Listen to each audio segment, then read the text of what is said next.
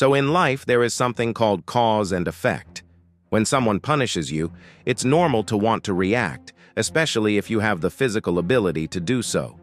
This is not limited to people, it also applies to nations. It's a retaliatory cycle that's currently playing out on a worldwide basis.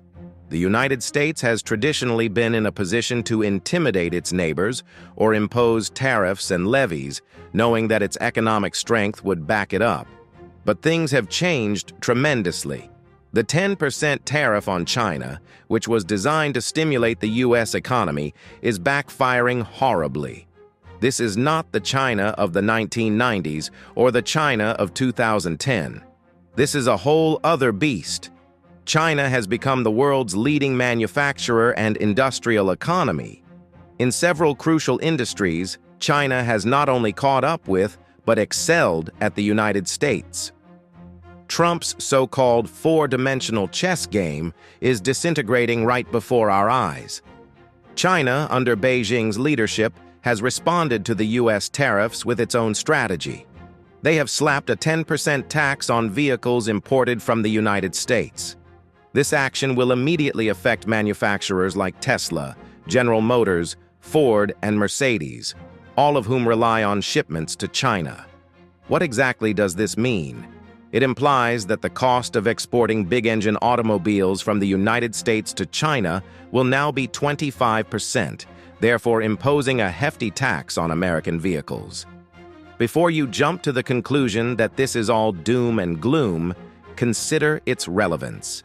That additional 10% levy is practically the same as a complete ban on U.S. automobiles in China. The cost of producing automobiles in the United States is already significantly higher than in China. U.S. supply chains are pricey, electricity is more expensive, and our factories are out of date when compared to China's cutting-edge automated technologies. We aren't simply talking about regular cars here. China is changing the electric vehicle, EV sector. Look at firms like Xiaomi. Their plants are highly automated and efficient, employing modern robotic methods to produce automobiles more quickly and cheaply. And this is not an exception. It is the rule. The majority of Chinese vehicle manufacturing facilities are extremely modern, which is why Chinese automobiles are currently considered world-class. Nonetheless, they are far less expensive than their Western equivalents. Trump may have felt he was pulling off a masterstroke, but it's evident he made a huge mistake. He has effectively secured the death of the U.S. car sector by making it more difficult for American automakers to remain competitive. Remember what he said throughout the campaign? If I do not win, there will be no car industry left in 2 to 3 years. Well, it appears the prophecy is coming true. While U.S. workers were promised protection and job stability, the car sector is now at a crossroads. If exports to China continue to decline, U.S. automakers would suffer significant losses. This is a simple cause and effect scenario. The chain reaction might eventually impact jobs in the United States, causing a rippling effect in the labor market. The arithmetic isn't tough. In 2024, U.S. automakers such as Ford and GM sent more than $3 billion in vehicles to China. However, China is now effectively slamming the door on American-made vehicles. The Chinese automobile market is the world's largest, with domestic sales exceeding 22 million vehicles in just 1 year.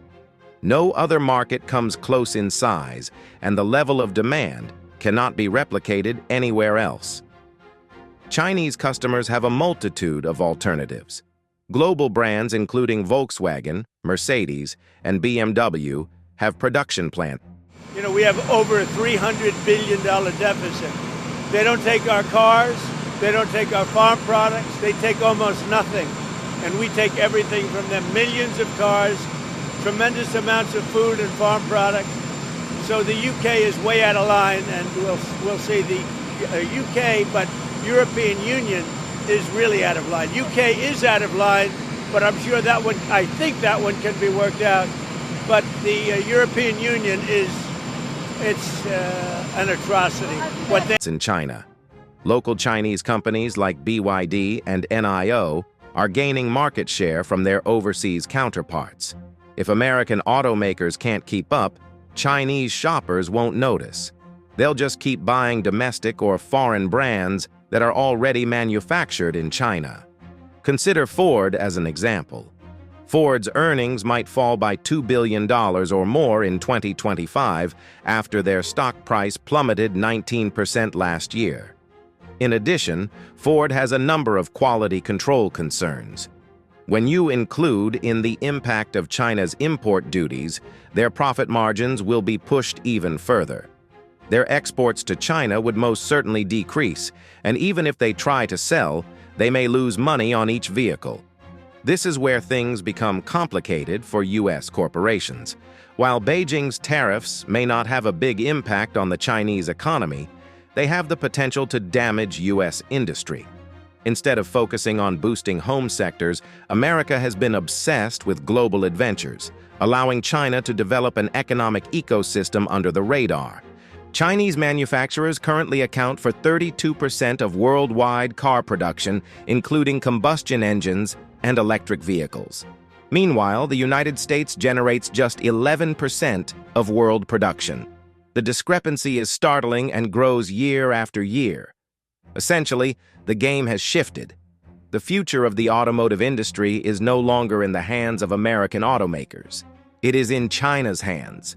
And unless something radical happens, the U.S. car sector will soon be playing catch-up in a market where China already has a significant lead. While most autos are used domestically, no country in the world can afford to ignore China's manufacturing capabilities for low-cost vehicles. If you want to make cheaper cars, you simply have to rely on Chinese manufacturing. In other words, Trump made a crucial mistake.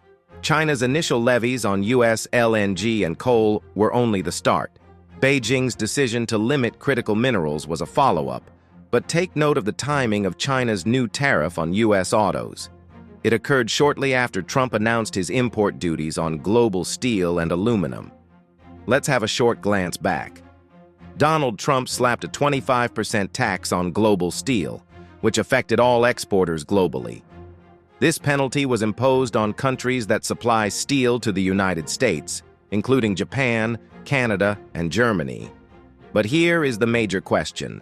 Who will eventually shoulder the expense of these steel tariffs? It is the customers. And in this context, it refers to U.S. consumers.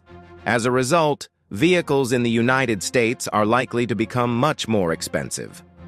We are talking about hundreds of dollars extra for each automobile. Here is why. Annual steel imports in the United States surpass $23 billion. Because of these taxes, U.S. importers will pay 25% more for imported steel. They may also choose to buy steel manufactured in the United States, but this would need an additional 25% or more of their budget. An automobile, whether gas-powered or electric, takes almost 1 ton of steel and a large amount of aluminum to manufacture. But China, ever patient, waited for Trump to make this fundamental mistake before unleashing a counterpunch on the U.S. auto industry. What was the result? U.S. automakers may soon feel the effects. Will American automobile businesses vanish entirely? No, but they will most likely have to focus only on the domestic U.S. market. Trump has concentrated too much on collecting cash through tariffs while ignoring the bigger issue of boosting U.S. supply chains. The order of events here is absolutely incorrect. Look at the big picture. Every major Western country has made the same error. As a consequence, China's automobile exports have risen from last to first in just 4 years. Chinese exports have increased from less than 1 million automobiles per year to over 5 million. China has even eclipsed Japan, which was formerly the world leader in automobile exports. For instance, the United States exported just around 900,000 automobiles last year. Trump's steel tariffs and China's retaliatory duties are projected to significantly reduce U.S. vehicle exports. When Trump was discussing tariffs with the EU, one of his primary concerns was that the Eurozone didn't buy enough Fords and Chevys. Meanwhile, German vehicles such as Mercedes and BMWs were ubiquitous in the United States. Why? Because U.S. vehicles have historically been less fuel efficient and, frankly, of lower quality. With escalating tariffs, U.S. automobiles will become even more costly. Even if the EU decreases tariffs on U.S. automobiles, the price difference between American-made vehicles and their German equivalents will remain large. The ultimate losers in this scenario are U.S. consumers. In any trade battle, the consumer always loses, and here is a prime example. Americans are poised to pay significantly more for vehicles that may not be as valuable as those produced by foreign manufacturers. Now, don't get me wrong, I favor American-made things. But is it truly a success to spend more for the same item? The fact is that we are in a scenario in which either Trump is playing sophisticated 4D chess, or he has set up a costly and devastating trap for American consumers. A 25% steel tariff may increase the cost.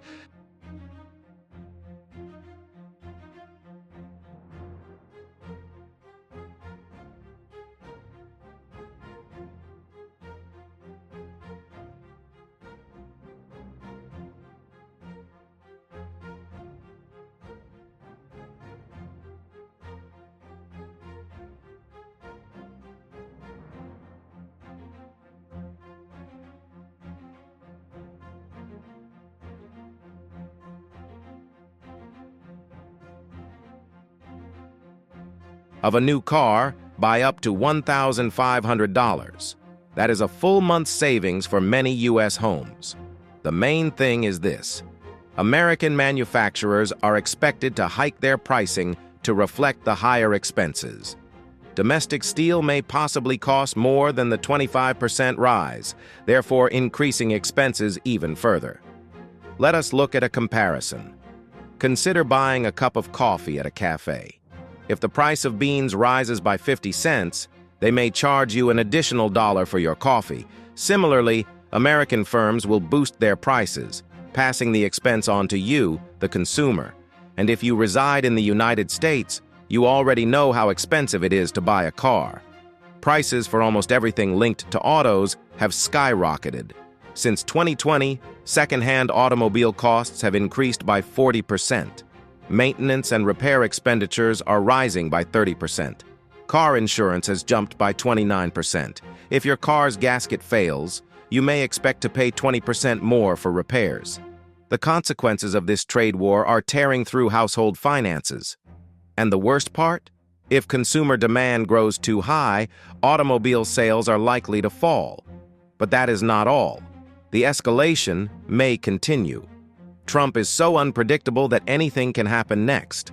What happens if he decides to reimpose tariffs on Mexico and Canada? We already know that Ford and General Motors make millions of vehicles in both nations.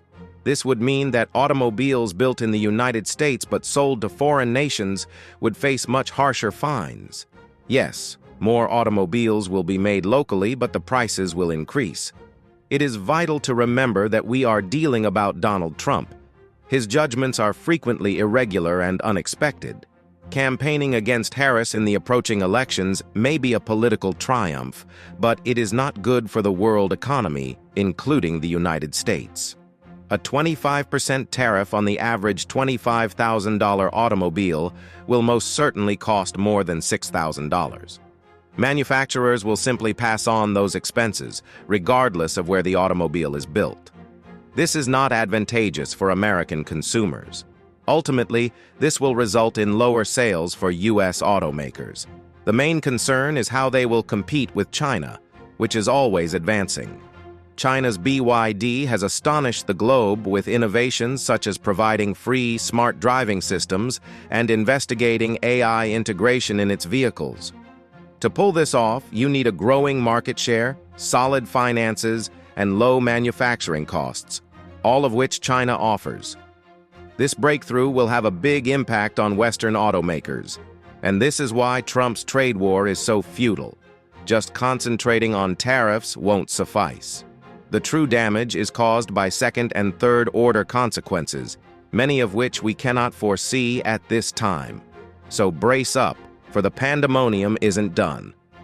What are your thoughts on China's retribution against U.S. automakers? Will this push Trump to alter his tariff policies? Please let me know in the comments below. Stay safe.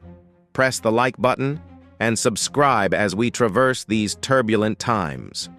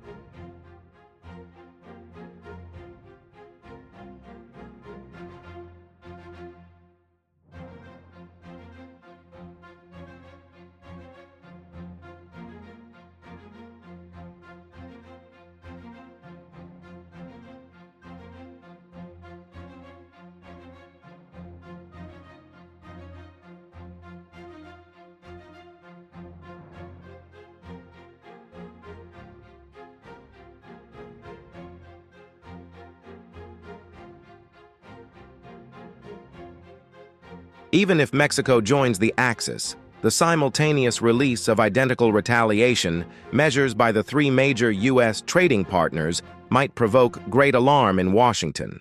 Of course, as always, Brussels prioritizes diplomacy. The threat of severe reprisal is typically employed to preserve bargaining position at the table. We seek to convince the United States that these protectionist measures would only exacerbate the trade war. Officials from the European Union Commission claim that nobody wins. However, Trump's personality and prior actions support the notion that he only takes the side that pushes back seriously. As a result, the EU prefers to use genuine sanctions threats rather than simply rhetoric. What are your thoughts? Can the EU actually drive the US economy with these retaliatory Trump cards? Or will European businesses shoot themselves in the foot as a result of Trump's authority and the magnitude of the American market? Do you believe the tariffs on Canada and Mexico will affect Europe? Or is Trump simply attempting to corner North America? Most significantly, how will the global economy be impacted if this trade war escalates? We appreciate your feedback in the comments. If you subscribe to our channel and enable alerts, you will be the first to learn about new developments in this contentious trade dispute. You can help us reach a larger audience by liking and sharing our video. Bye for now.